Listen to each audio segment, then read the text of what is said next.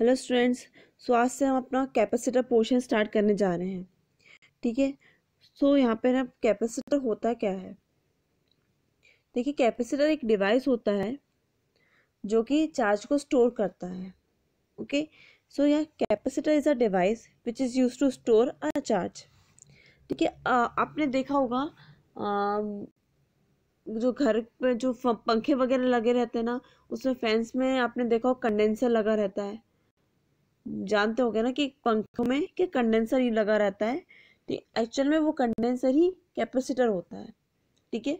उस कैपेसिटर को ही हम कंडेंसर भी बोलते हैं। ओके। सो नेक्स्ट है इलेक्ट्रिकल कैपेसिटेंस।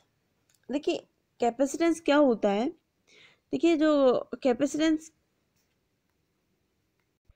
कैपेसिटर की जो वैल्यू होती है उसी को हम बोलते हैं कैपेसिटेंस।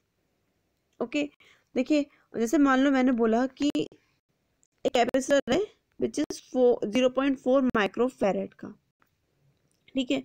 तो हाँ, यहाँ पर जो 0.4 माइक्रोफैरेड है वो उसकी कैपेसिटेंस है। कैपेसिटर की क्या कैपेसिटेंस है। ओके। ओके। सो अब हम देखते हैं नेक्स्ट इसको मैथमेटिकली कैसे रिप्रेजेंट करते हैं। The potential of conductor is directly proportional to the amount of charge given to it. देखिए, if Q be the charge given to the conductor, then electric potential becomes V, then Q is directly proportional to V। देखिए, यहाँ पे जितना भी charge रहेगा conductor पे उतना ही potential होगा। ओके। सो यहाँ पे है ना, और जितना पोटेंशियल है होगा उतना ही चार्ज होगा। अब यहाँ पे देखिए नेक्स्ट है, अगर प्रोपोर्शनलिटी साइड हटाते हैं तो यहाँ पे एक कांस्टेंट टर्म लगता है। सो यहाँ पे कांस्टेंट क्या है, C। Q equal to CV, where C is the proportionality constant called capacitance of the conductor। Okay. So अगर हम इफ इक्वेशन नंबर 1 में अगर हम पोटेंशियल अगर 1 वोल्ट देते हैं तो क्या हो जाएगा, capacitance equal to charge, capacitor equal to charge.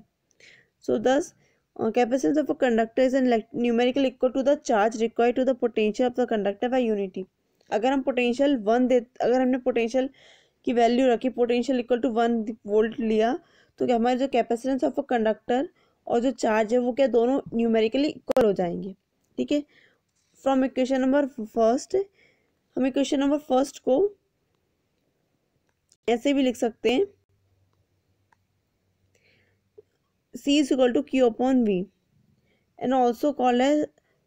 देखिए, यहाँ पे इलेक्ट्रिकल कैपेसिटेंस की डेफिनेशन दी गई है, the ratio of amount of charge given to the conductor to increase in its potential is called capacitance of the conductor,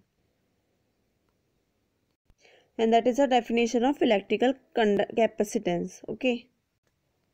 so next topic है capacitance of a spherical conductor। कि अब हम ये find करने वाले हैं कि कंडक्टर का कैपेसिटेंस क्या होगा। ओके। देखिए, मान लेते हैं कि ये मेटल या कंडक्टर है। देखिए, ये मेटल या कंडक्टर है और इसका रेडियस क्या है, कैपिटल R। हमें इस स्पेयर का इलेक्ट्रिकल कैपेसिटेंस फाइंड करना है। कि हम जानते हैं कि किसी भी इस कंडक्टर में जो चार्ज को स्टोर करने की कैपेसिटी को ही हम कैपेसिटेंस बोलते हैं। ठीक है। किसी भी कंडक्टर में जो चार्ज को स्टोर करने की कैपेसिटी को ही हम क्या बोलते हैं, कैपेसिटेंस बोलते हैं। ठीक है। अब इस स्पेयर की कैपेसिटी को फाइंड करने के लिए हमें स्पेयर को इलेक्ट्रिकली चार्ज कर दिया है। ठीक है। हमने इस स्पेयर की कैपेसिटेंस को फाइंड करने के लिए इसको हमने इलेक्ट्रिकली चार्ज कर दिया है। ठीक है। देखिए, जब भी हम किसी भी मेटल या कंडक्टर को इलेक्ट्रिकली चार्ज करते हैं तो जो एक्सेस चार्ज है वो हमेशा इसकी आउटर सरफेस पे आ जाएगा। देखिए, जैसे हम स्पेयर को इलेक्ट्रिकली चार्ज करते हैं तो जो भी चार्ज रहेगा इसकी सरफेस के मतलब इसकी आउटर सरफेस पे जितना भी एक्सेस चार्ज है उसकी सरफेस पर आ जाता है, आउटर सरफेस पर। ठीक है। अब यहाँ पर हमने मान लिया कि इस पर सरफेस पेयर पे जो चार्ज है वो है Q। हमने क्या बोला है कि इस स्पेयर पे जो चार्ज है दिया गया है वो है Q। ठीक है। हम जानते हैं कि किसी भी कंडक्टर को जब इलेक्ट्रिकली चार्ज करते हैं तो इसकी पूरी सरफेस पर इलेक्ट्रिकल पोटेंशियल जो प्रोड्यूस हो जाता है तो उसको हमने बोल दिया V। जैसे हमने इस स्पेयर को इलेक्ट्रिकली चार्ज करते हैं प्लस क्यू चार्ज दिया है, तो उस पर जो पोटेंशियल, तो उसमें यहाँ पे क्या इलेक्ट्रिकल पोटेंशियल प्रोड्यूस होगा, जिसको हमने बोल दिया V। ठीक है, ओके। तो अब हम यहाँ पे देखिए इस पोटेंशियल V को भी हम ऐसे भी लिख सकते हैं, the potential at a point on the surface B, V is equal to 1/4 pi epsilon naught Q upon R। Next है the capacity of isolated spherical conductor V। देखिए किसी भी कंडक्टर या कैपेसिटर के लिए उस पर जो चार्ज होता है और उसका इलेक्ट्रिकल पोटेंशियल है, तो उसका इलेक्ट्रिकल कैपेसिटेंस के साथ रिलेशन क्या होगा, C is equal to Q upon V। ठीक है, अब यहाँ पे देखिए हम potential V equation number first को इस इक्वेशन में पुट करेंगे तो क्या हो जाएगा, Q upon 1/4 pi epsilon naught Q upon R। तो यहाँ पे देखिए Q कैंसिल आउट हो जाएगा, तो हमारी इक्वेशन क्या हो जाएगी, C is equal to 4 pi epsilon naught R farad. तो हमारा फाइनल रिजल्ट क्या निकल के है, C is equal to 4 pi epsilon naught R farad. तो ये हमारा फाइनल रिजल्ट है। देखिए अब यहाँ पर हम इस फॉर्मूले से ये नोटिस कर सकते हैं कि जो इस कंडक्टर का जो कैपेसिटेंस है वो रेडियस के डायरेक्टली प्रोपोर्शनल है।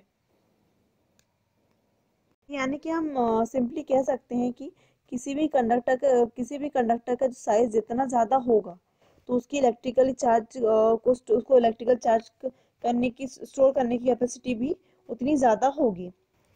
क्या कह सकते हैं हम, तो हम यहाँ पे सिंपली कह सकते हैं कि किसी भी कंडक्टर का साइज जितना ज़्यादा होगा, तो उसकी इलेक्ट्रिकल चार्ज को स्टोर करने की कैपेसिटी भी क्या उतनी ज़्यादा होगी।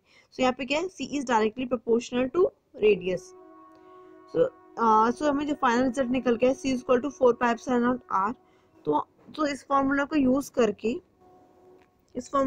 करके हम किसी भी कंडक्टर या स्फीयर की कैपेसिटी को क्या कैलकुलेट कर सकते हैं। ओके।